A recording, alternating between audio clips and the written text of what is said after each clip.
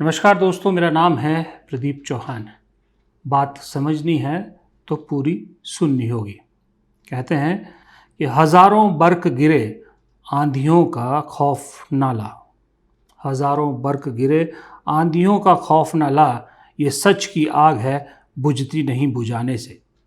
सदा जो हक की है वो गूंजती है सदियों तक, दबा नहीं सकेगी कोई भी जुल्म ज़माने से। ये दरअसल एक उस आवाज़ की बात कर रहा हूँ जिसको दबाने की कोशिशें बहुत हो रही हैं। आवाज़ दबती नहीं, आवाज़ शांत नहीं हो रही, आवाज़ डर नहीं रही, आवाज़ कहना नहीं मान रही। तो उस आवाज़ को जब दबाया नहीं जा सक रहा तो उस आवाज़ की जो गूंज है उसको कम करने की कोशिश की जा रही है ताकि ज़्यादा लोगों तक वो आवाज़ ना पहुँचे। क्योंकि उस आवाज़ में जो सवाल है वो सवाल बड़े तीखे हैं। उस आवाज़ में जो कटघरे में खड़े करने वाले उसमें तकरारें हैं वो बहुत तीखी हैं। उस आवाज़ में जो एक चैलेंजर है वो बहुत तगड़ा है, और उस आवाज़ में जो जनता की आवाज़ मिल रही है वो तख्ता पलट होने के संकेत दे रही है। इसलिए उस आवाज़ को दबाया नहीं जा सक रहा तो कमज़ोर करने की कोशिश की जा रही है, और उस आवाज़ का नाम है राहुल गांधी की आवाज़। मैं क्यों कह रहा हूँ कि इस आवाज़ को क्यों, भाई मैं राहुल गांधी की टीम का कोई सदस्य तो नहीं हूँ, लेकिन अगर एक आम नागरिक के नाते, एक जागरूक भारतीय के नाते जब मैं आज के हालात देखता हूँ तो मुझे यही नज़र आता है। आज का देश युवाओं का देश है। दुनिया में सबसे ज़्यादा युवा भारत में है। जेन ज़ी डिसाइडिंग फैक्टर है। उनका वोट डिसाइड करेगा सरकार कौन चलाएगा कौन नहीं चलेगा, और उन्हीं की अनदेखी की जा रही, उन्हीं के साथ सबसे ज़्यादा नाइंसाफ़ी हो रही है। तो उनकी आवाज़ जो उठाएगा उसकी तरफ एक आपका पॉजिटिव रुख तो रहेगा ही। अब उस आवाज़ के लिए हथकंडे कैसे अपनाए जाते हैं ये मैंने आपको 2-3 वीडियो में बता दिया कि राहुल गांधी का देहरादून का जो छात्रों की गूंज आवाज़ प्रोग्राम था उसको दबाने के लिए क्या क्या कोशिशें नहीं की गई। यहाँ तक कि एक सिंगर का फ्री शो रख दिया गया ताकि उसी वक्त में ये जेन ज़ी वहाँ पहुँच जाए, लेकिन हो न सका। हुआ कुछ और। ये जो आप आवाज़ सुन रहे हैं ना, राहुल राहुल, ये वहीं से आवाज़ है। ये आवाज़ें दरअसल एक बार आप सुनिए।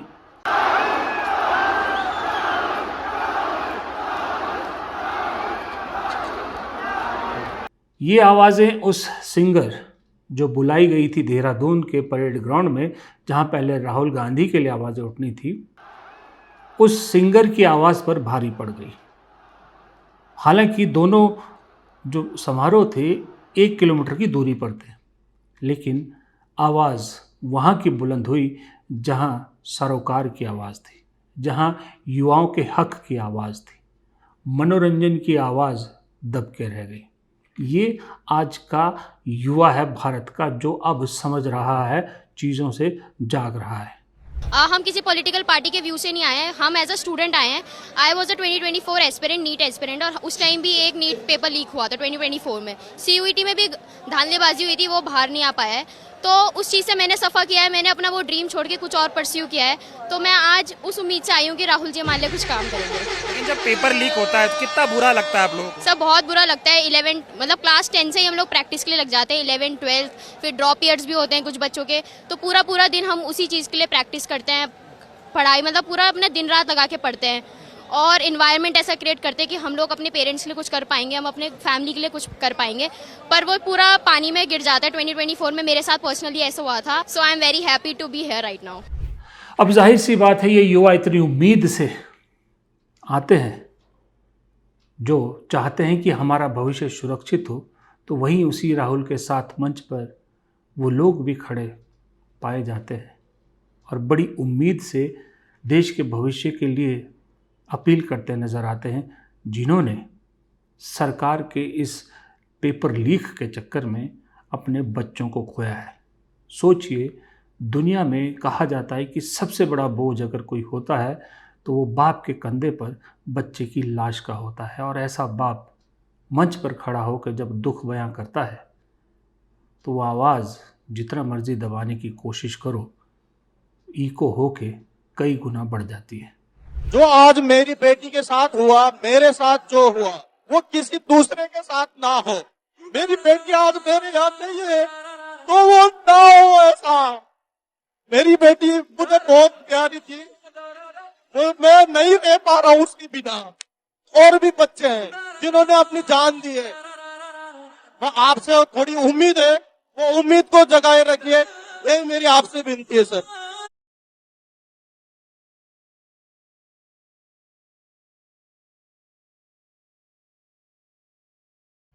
अब जैसा मैंने कहा कि जिनको अभी भविष्य बनाना है वो उम्मीदें लेकर उस शख्स के पास आते हैं, और जिन्होंने अपनों को खोया है इस लचर प्रशासन की गलत नीतियों की वजह से, उनकी भी उम्मीदें राहुल गांधी से है।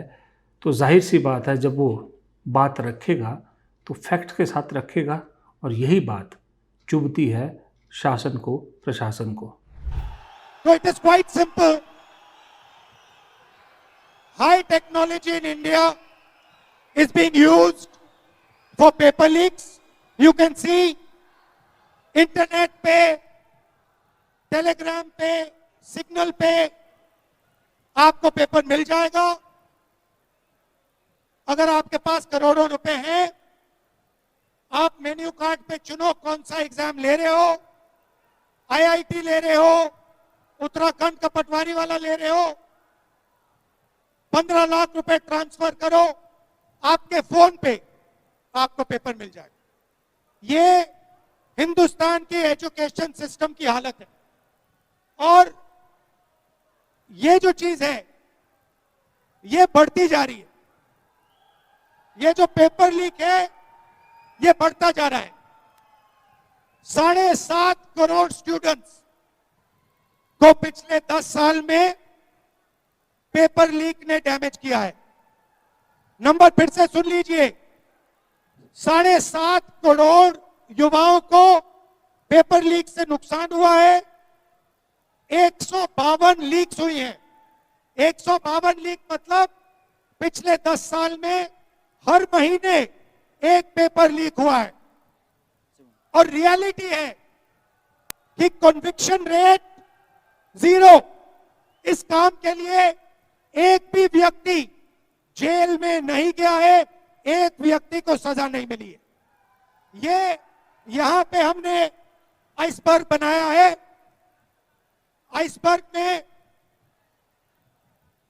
10% समुद्र के बाहर दिखता है, 90% समुद्र के नीचे होता है।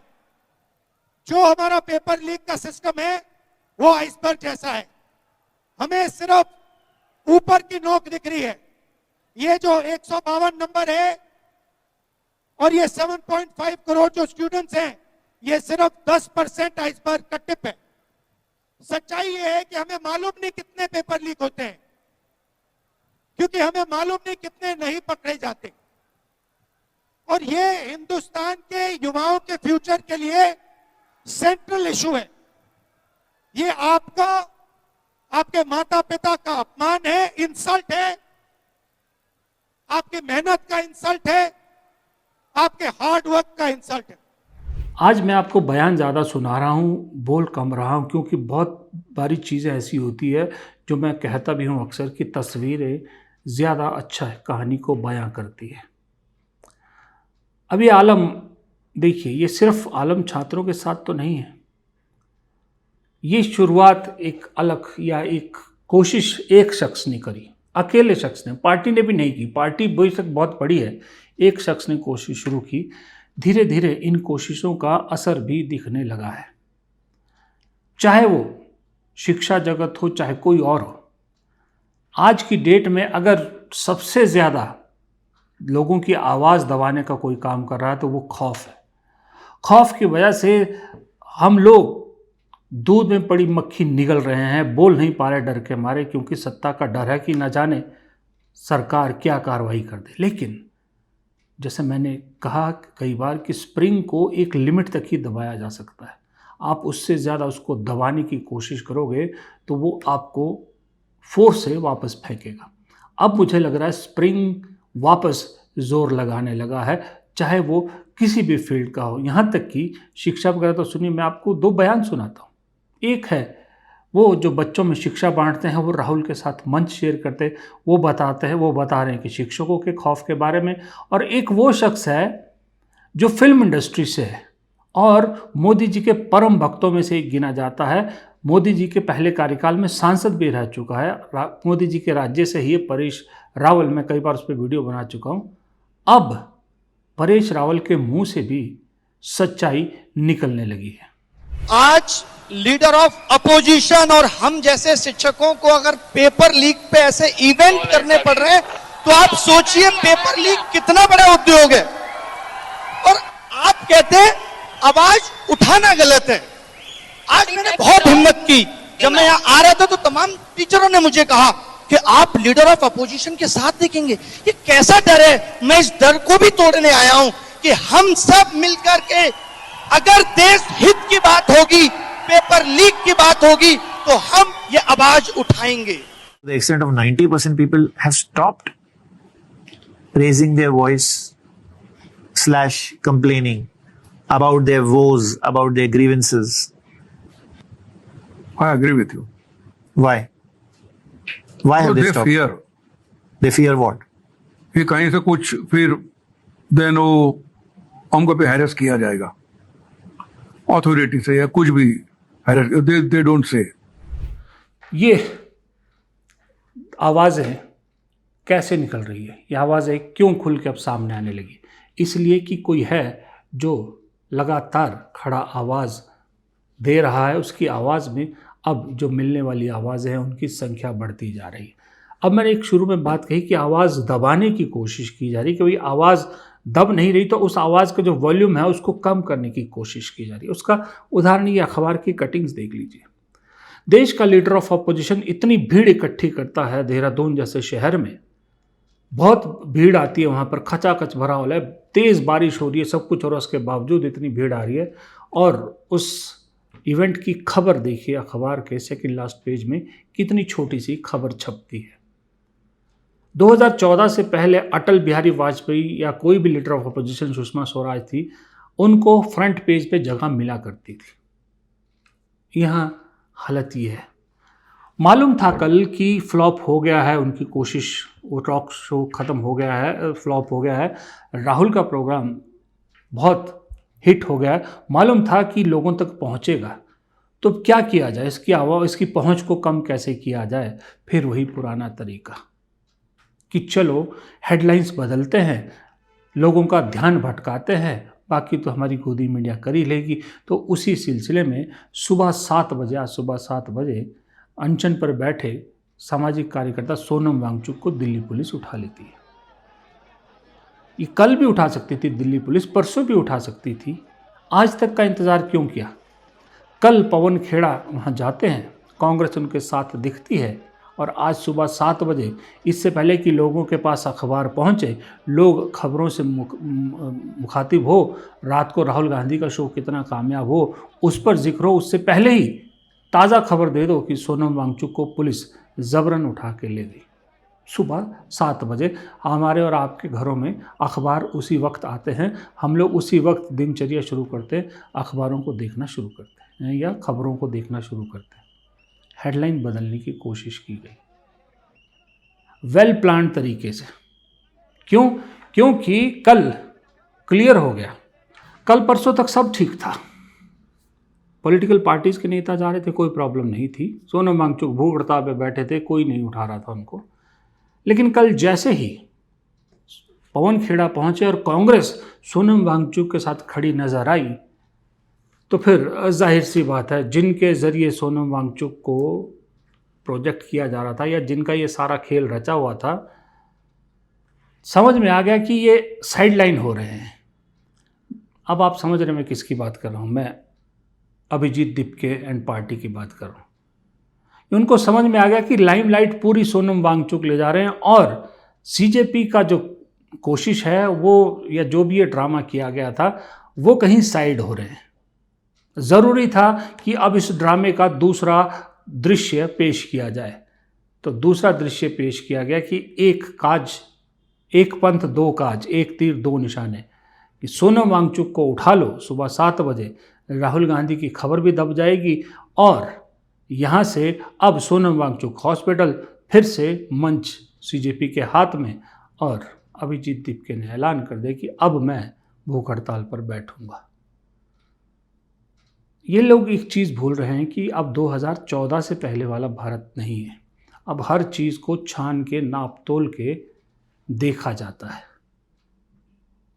बहुत कुछ पर्दे के पीछे चल रहा है, बहुत कुछ अभी बाकी आएगा, लेकिन इस सब के बीच में एक चीज़ तय है, एक आवाज़ जो दबाई जाने की कोशिश कर रही थी, दब तो नहीं रही, लेकिन लगातार बुलंद ज़रूर होती रहेगी। नमस्कार।